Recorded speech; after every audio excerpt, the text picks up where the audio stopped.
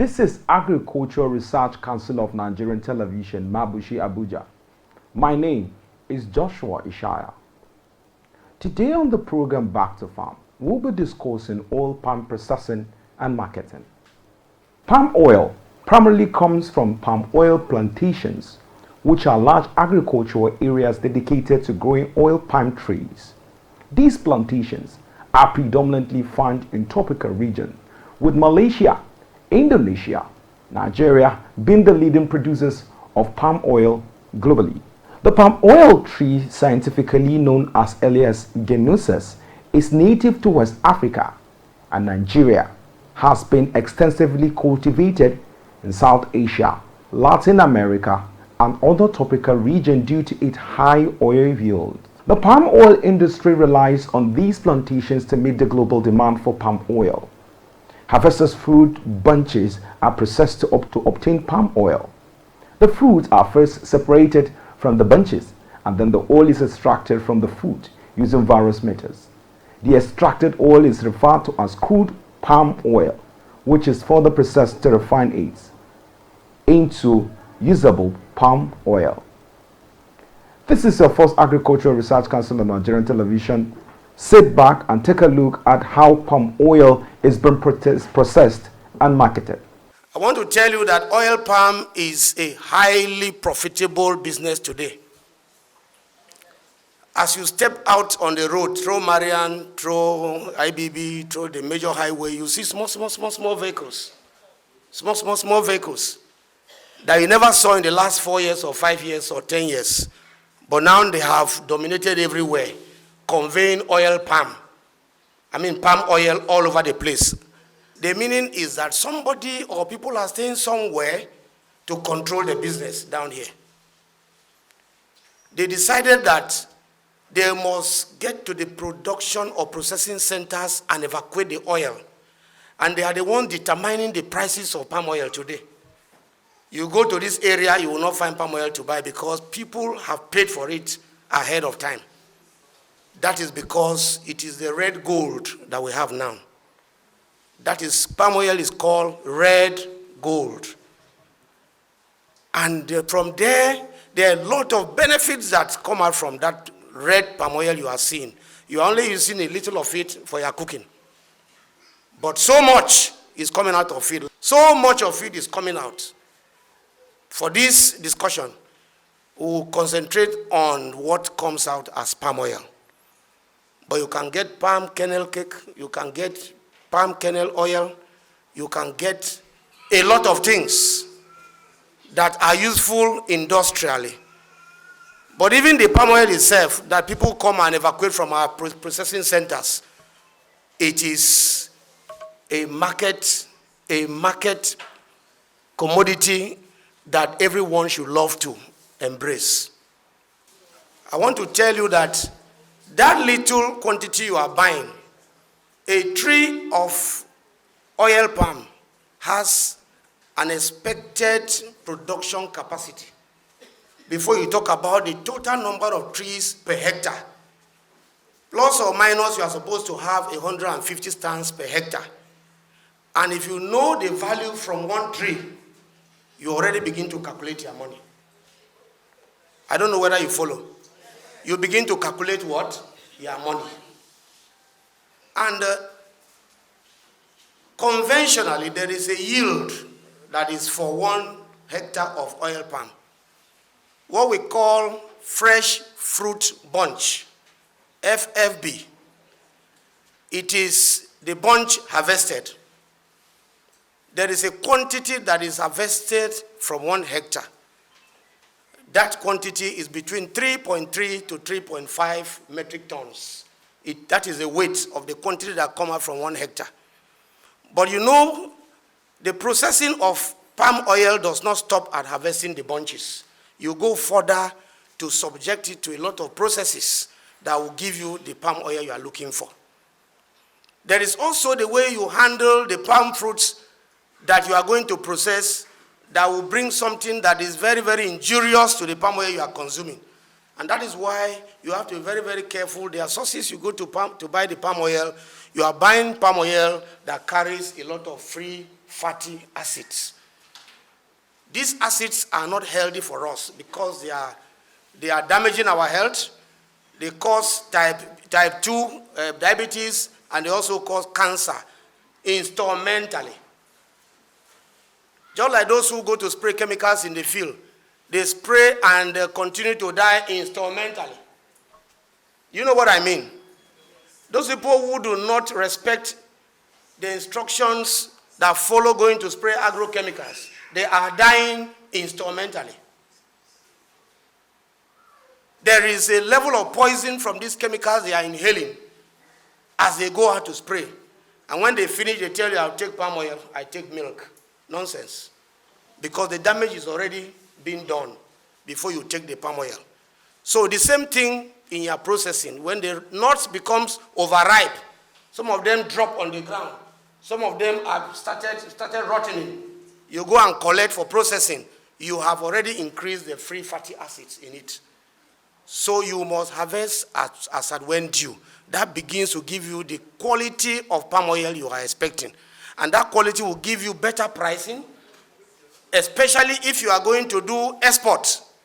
Because what we are doing here, we are not going to produce or process within this our local community. You are thinking of tomorrow. Is that not so? Anybody who is going to do big time business should not be thinking about feeding the stomach. Yes, food security is very important, but after securing the food around you, what next?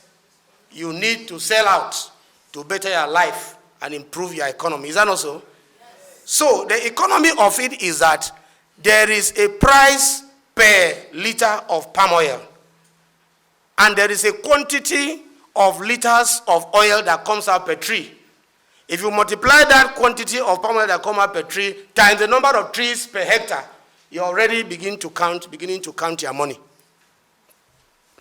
That is a consciousness I want you to develop this morning. That if I manage my oil palm tree well, or trees well, I'll be able to get or break even.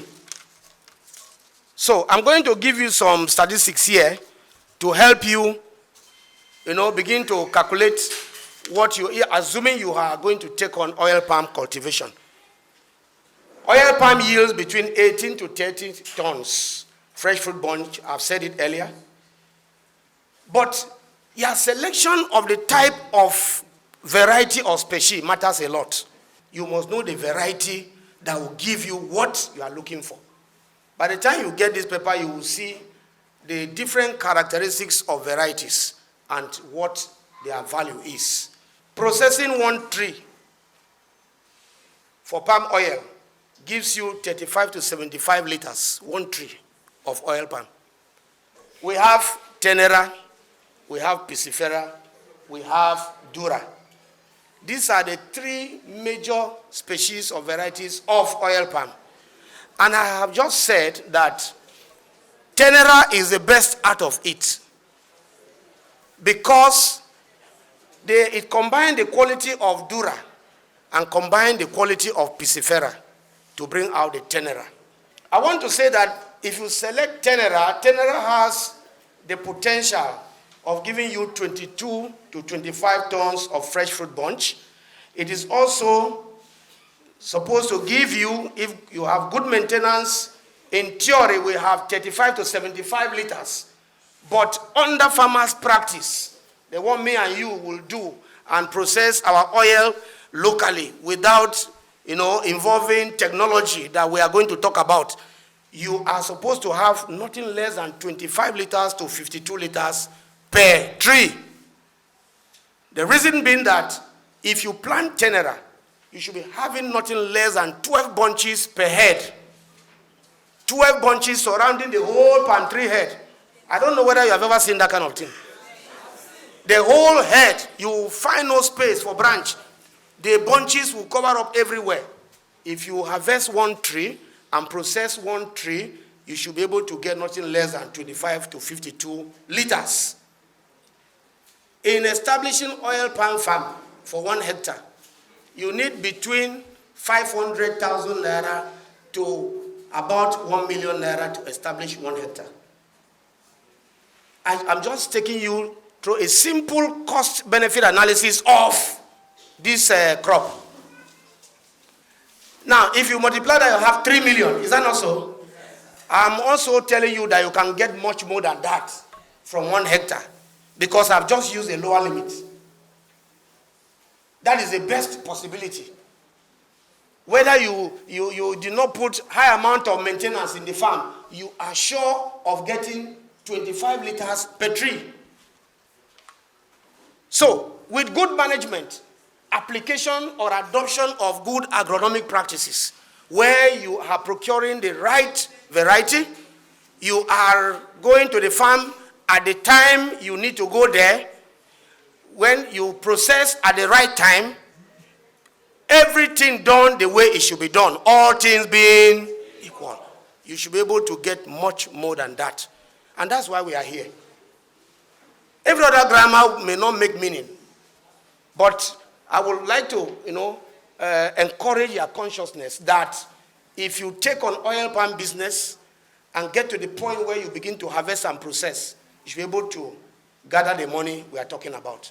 And if you have 3 million just to sell palm oil alone, listen to me, palm oil what? Alone.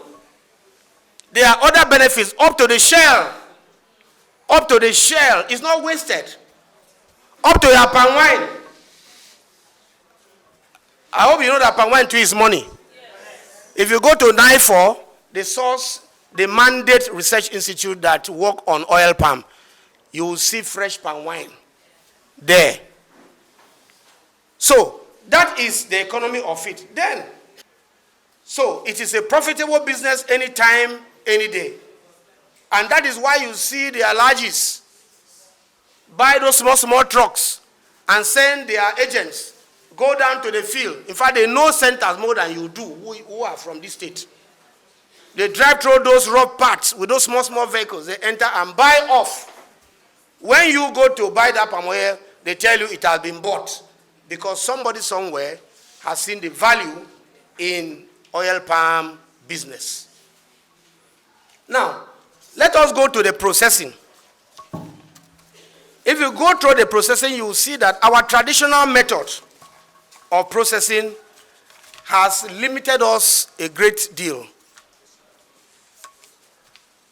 The sanitary condition of those areas also is appalling.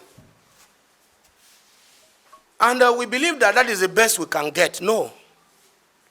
So, but I want to tell you that one of the problems faced by several small-scale farmers, those who grow 1 to 100 hectares, is the processing of palm fruits. Some process using modern techniques and majority employ traditional methods. This is the area where we have to improve. And NIFOR has a list of procured items or equipment that will help us to process quality palm oil real time. It is estimated that about 2,500 to 250,000 tons of palm oil is lost annually. Every year is lost due to what? Insufficient and poor traditional processing methods. 250,000 is lost. So if you are a processor or a palm oil grower and you are losing that much annually, what do you think is left for you to make money? It is that consciousness that we must develop to change our ways of of processing. And the majority of small-scale farmers account for 70% of producers. That is true. Small-scale industries or factories have dominated the space. We need to move out of that small scale to medium scale to be able to break even, so that people can come from outside and buy our palm oil. The first equipment in processing is the sterilizer, what we call the sterilizer, or what they do locally as cooking the palm fruits. They cook it. That is, the first processing is done where you harvest your bunch and then you strip it. You cut it into strips. But they will boil. And then capacity of 250 kg, fresh fruit bunch is sterilized per hour. And then you cut your bunches into 4. Say it's quartered into 4. and fed into the sterilizer. Fruits are sterilized for 1 hour to loosen the fruit from the stalk, to loosen it, shake it up from the stalk. And then you burst the oil cells open. As soon as you do that, you are preparing the the palm fruits to burst and prepare to release your oil. Then there is a sterilizer, a stripper. A stripper handles 0.5 tons of the sterilized fruits to remove the fruit from the bunches. A hand-operated metal, that's how it looks like. That's why yesterday I was saying that most of these things we are telling you, sometimes it's good if you have time. We do hands-on so that you will see the way they operate. You will see how you can even operate it.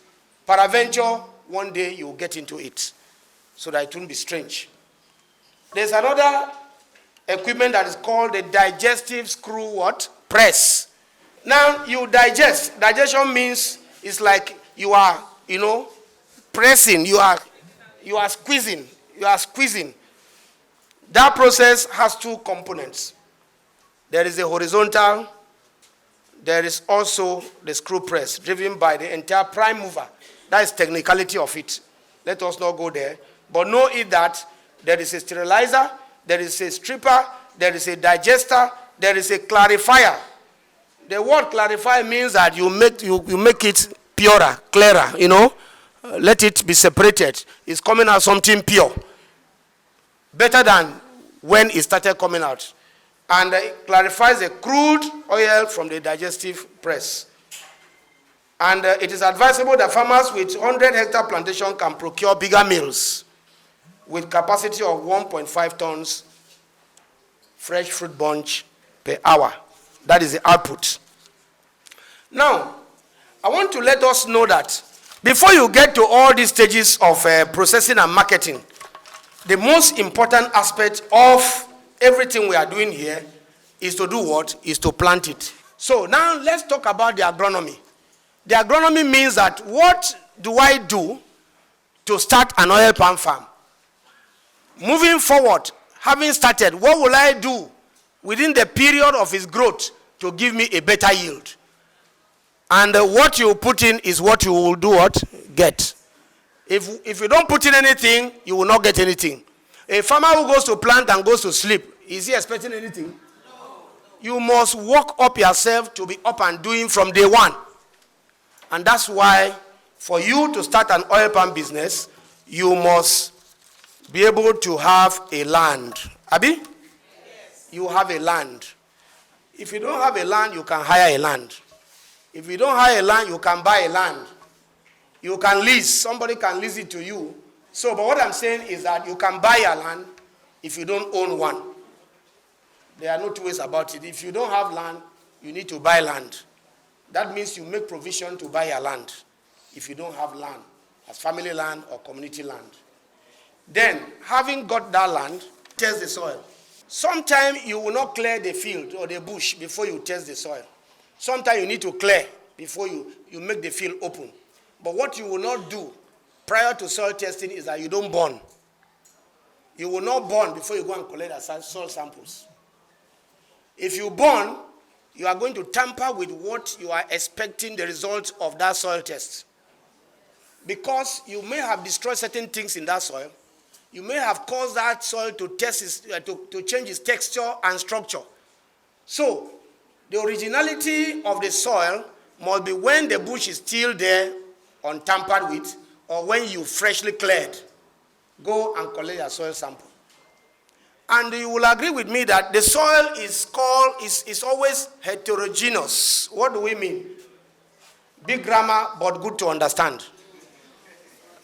Big grammar, but good to understand. There's no way from where I'm standing to the end of this hall, the soil will remain the same. You agree with me? Yes. There's no way from this point to the end of the hall, the soil will remain the same. That is why there's need for you to do a soil test. Sometimes our forefathers have done their soil test with their eyes. Like for me, with my professional training, if I get to a particular vegetation and I see the way the vegetation is growing and the type of grass that is growing there, I will be able to be close to telling you what the soil is like from my training. So, in this soil test, you should be able to identify the fertility level of that soil. Of course, primarily, we have nitrogen, phosphorus, and potassium. That is why anytime interventions are coming, they are bringing NPK. NPK, as I speak with you, the state are taking delivery of so much fertilizer. But we are yet to know the modality that will come up that will make our farmers to get. The next one that is very common is what? Urea. Vegetable farmers take advantage of that one. But NPK, and that urea is in NPK. I hope you know that. Because the N is the urea. So, if you test your soil, you will see the level of N, level of P, level of K in that soil. So, it doesn't really matter that a farmer A is applying fertilizer, me too, I should go and apply. No. That is a blanket assumption of applying fertilizer. You must know what quantity is there. And then there is something to do if it is not there. And there's something to do if it is there and in this quantity. That is why I told us yesterday that a lot of our farmers, even big-time farmers, that is one aspect they neglect in the list of activities for the farm. And later on, when they fail, they start blaming one thing or the other. So you test your soil. After testing your soil, while the analysis is going on, you start to clear your land. Of course, you know you must clear your land. That is clearing. And oil palm mostly in this our part of the state is a rainforest area. Is that not so? A lot of trees will be brought down. But today we are asked to do selective felling, not total felling. Because of what? The effect of climate change. And whatever thing we are doing here, we are respecting the law of climate-smart agriculture, where things are done with responsibility that we will not damage ourselves at the end of the day. We should be able to grow and continue to grow, instead of growing and causing ourselves to go extinct or die off. So, you have to clear land. When you clear land, in some cases you need to fell, in some cases you need to cross-cut, in some cases, you need to burn to be able to reduce the vegetation to the point that you can do your pegging. But before you get to that stage, remember that there is a nursery to raise. I hope you know that. There is a nursery to raise. I decided not to dwell so much on the nursery because some people can decide to go and buy the nursery that has been raised. But in case you want to raise your nursery, of course, you need to procure what? Sprouted nuts from the reputable research institute called the NIFOR, Nigeria Institute for Oil Palm Research. They are the only research institute in this country mandated to do research for oil palm. So they have the best for us. And that's where you'll be having that yield I'm talking about. Now, having procured your sprouted nuts, you need to procure what? Your polybags. And then do pot filling of the rich topsoil in those polybags. And after that, you need to plant the sprouted nuts in the polybags and do your field layout in the way you can be able to have access in between the nursery. Some people try to pass the sprouted nuts through pre-nursery. Some people decide to pass it straight to nursery. Pre-nursery means that you will raise a nursery, pre-nursery first, and then you select the healthier ones to form another part of nursery where that one will now be taken to the field. It takes 2 years. If it is that process, it will take what? 2 years for that seedling to get to the field. But if you go straight to the nursery, it will take the next planting season, like we are now, from May to about July, early August, you can transplant. The reason is that you must transplant when the rain has set in. When the rain has set in and stabilized. You remember when the rain came this year? Can you recall when the rain came this year? People had planted earlier and have lost out because they thought it's the normal season. But because of the effect of climate change, the things have changed also. The time you expect the rain will not come. Even if it comes, it is not sustaining. It is the effect of climate change. I went to somewhere for the first time. I heard that when people say climate change, it may be variations in weather activity. Variation, not actually climate change. That climate change only comes after every 30 years. Many thanks for staying with us on your first agricultural TV station. The program has been Back to Farm. Again, we'll be discussing palm oil production and marketing. Again, palm oil is an essential food item and is in high demand, as every part of the tree is useful economically for domestic purposes. However, running a profitable oil palm production business requires having sufficient information about it. On the program Back, we have our facilitators who share knowledge and experience on palm oil production in Nigeria. Well, I'm afraid this is how far we can go on the program. My name remains Joshua Ishaya. Bye for now.